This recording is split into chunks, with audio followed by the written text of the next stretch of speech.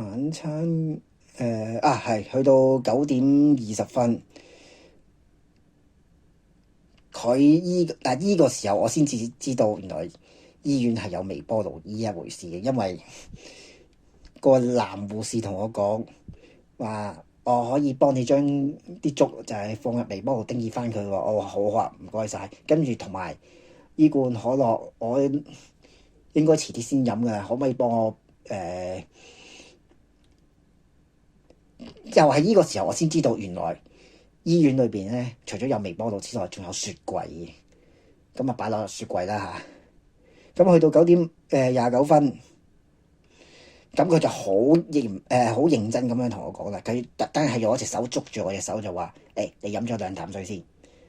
你飲咗2啖水之後5分鐘，如果冇異樣嘅，咁你先至開始食粥。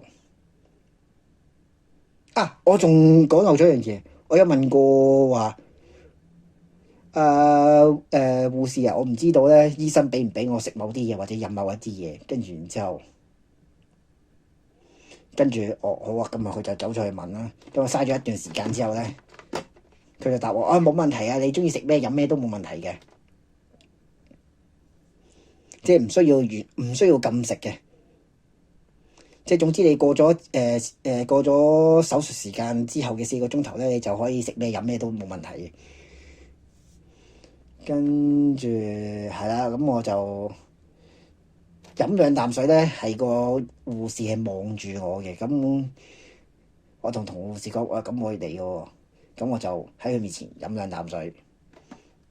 跟住嗰5分鐘佢冇陪住我嘅，佢就見到我飲咗2啖水冇事咧，跟住就行開咗。跟住5分鐘之後咧，我唔記得咗佢有冇睇住我食粥。呢個真係唔記得咗。我當日嘅晚餐咧呢個就係我嘅第一餐，醫院裏邊嘅第一餐。咁就係得一碗白粥同1罐可樂。咁我係先飲白粥嘅，好細碗嘅啫。咁嗰一次咧，有人幫我量血壓，嗰一次係最後一次。咁所以我覺得好好奇，點等到10:35，咦？點解冇人幫我量血壓嘅？係咪忘記咗咧？我又特登同護士講話：1個鐘頭要量一次血壓咧。去到10:35冇人幫我量血壓喎。跟住之後跟住有護士同定係地職員啦，總之即係個職員就我陣間幫你安排啊咁。但係到最後冇咗件事嘅。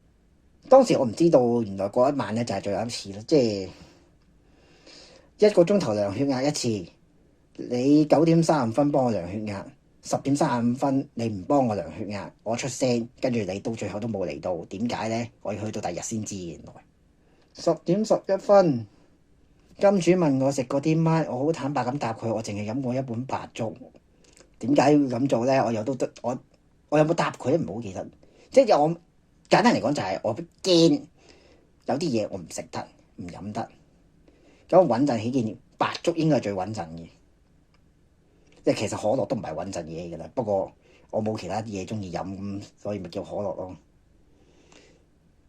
但係可樂我都唔係即時飲嘅，因為當時已經唔凍啦，咁擺落雪櫃諗住雪凍佢咯。一般嚟講，你要1罐可樂變翻凍咧，你要等大概3個鐘頭啦嚇。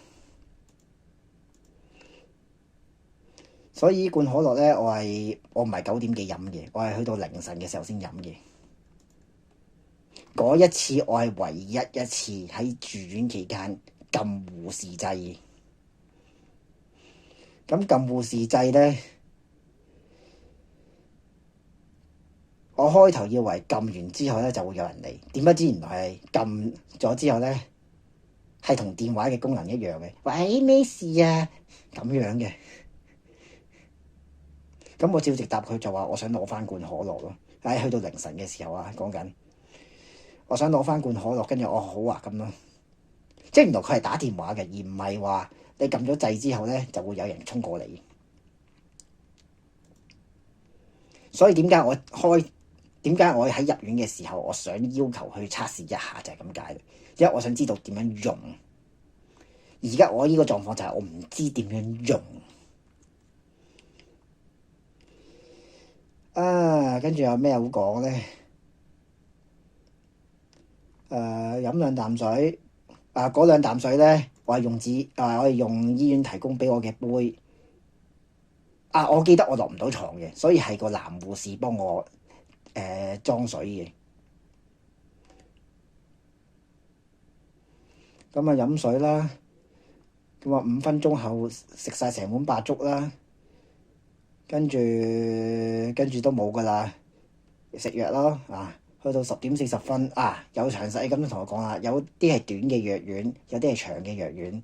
佢哋分別咧就係抗生素同埋呢個長效必理痛。我記得必理痛咧有分普通、特強、特快，我係未聽過長效。跟住我記得史坦曾經講過話，冇咩事咧，千祈唔好食特強，要還嘅。咁我食嗰隻係長效。覺唔覺得有長效嘅感覺啊？我唔覺咯。真係唔覺。不過唔理啦，佢俾我食啦。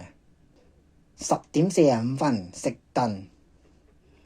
燈咧喺我哋8人房咧係冇得操控嘅，我唔知佢邊度可以熄到燈，即係開燈同熄燈都做唔到嘅。